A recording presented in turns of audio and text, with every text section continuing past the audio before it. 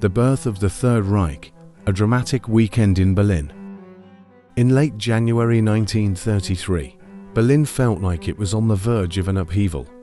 Germany's government, the Weimar Republic, was in freefall, crumbling under economic strain and political instability. For over a year, its collapse had seemed inevitable.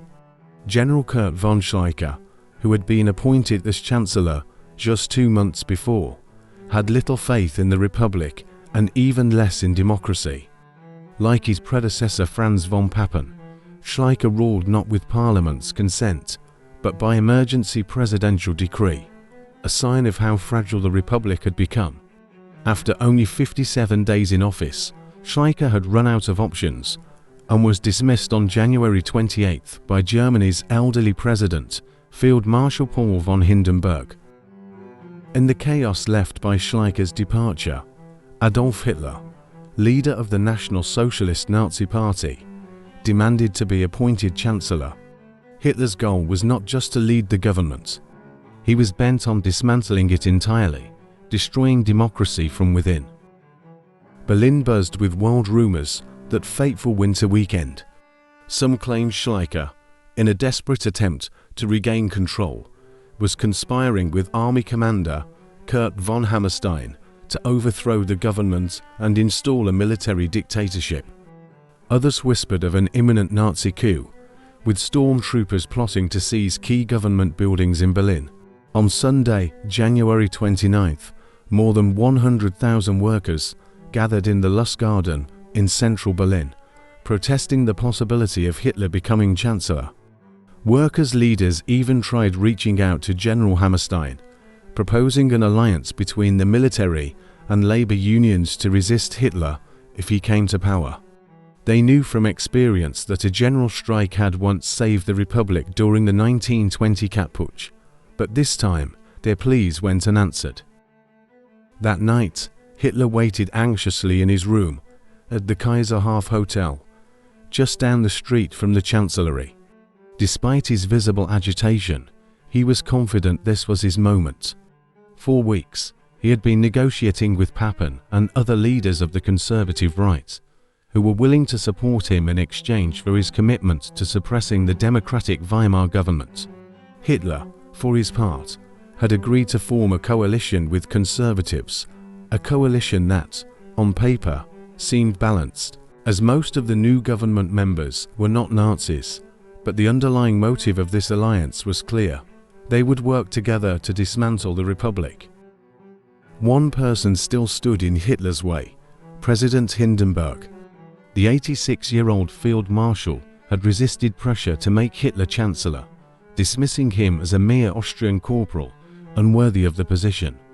But Hindenburg was increasingly influenced by a close circle that included his son, Oskar, State Secretary Otto von Meissner, Papen, and other advisors who believed that the Nazis could be controlled and used to restore order.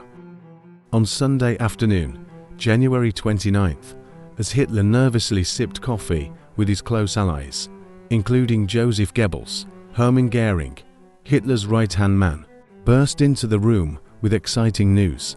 Hindenburg had decided to appoint Hitler as Chancellor the next day. Early the following morning, January 30th, 1933, Hitler made his way to the Chancellery. From a window at the Kaiserhof, Goebbels, Goering, and other Nazi leaders watched the entrance nervously, waiting for any sign that their leader had succeeded. Goebbels later wrote in his diary about their suspenseful wait, their hopes and fears swinging wildly between belief and doubt. Finally, after what felt like an eternity, they saw him. Hitler emerged as the newly appointed Chancellor of Germany. The once down and out youth from Austria, who had struggled as a starving artist in Vienna, had risen to the highest office in Germany. He was only 43. That evening, a massive torchlight parade took place. Thousands of stormtroopers, marching in perfect formations, swept through the streets of Berlin, under the Brandenburg Gate, and down the Wilhelmstrasse. Their jackboots pounded the pavement in unison as they sang martial songs and the newly popular Horst Wessel song, Crowds lined the sidewalks, cheering in awe and admiration as the torchlight created a river of fire flowing through the heart of the capital. President Hindenburg watched the parade from his window, reportedly tapping his cane to the rhythm of the military music, seemingly reassured that he had chosen a leader capable of rallying the people. However, some observers were filled with unease. French Ambassador André François Poncet, watching from his embassy window, noted the sight with dread, feeling the dark significance of what had just transpired. That night, Goebbels returned home at 3 a.m., still buzzing with excitement. In his diary, he recorded his exhilaration. "It is almost like a dream, a fairy tale. The German Revolution has begun." The Third Reich, as Hitler's propaganda would soon call it, had been born. Though it would last only 12 years, it would leave a mark on history more catastrophic and destructive than anything the world had ever seen. Under Hitler's ruthless command, the Third Reich would bring Germany to unprecedented heights of power and lead it to devastating defeat and desolation, inciting a war that would engulf Europe in violence and horror. In his twisted drive for domination, Hitler had found in Germany an eager instrument to carry out his vision. As the historian Friedrich Meinecke later observed, Hitler's story is one of the clearest examples of the incalculable power of personality in history. To his critics, he seemed a charlatan, but to many Germans, he quickly became a leader of nearly divine stature. The majority would follow him with unwavering loyalty for the next 12 turbulent years, bringing both themselves and their country to the brink of ruin.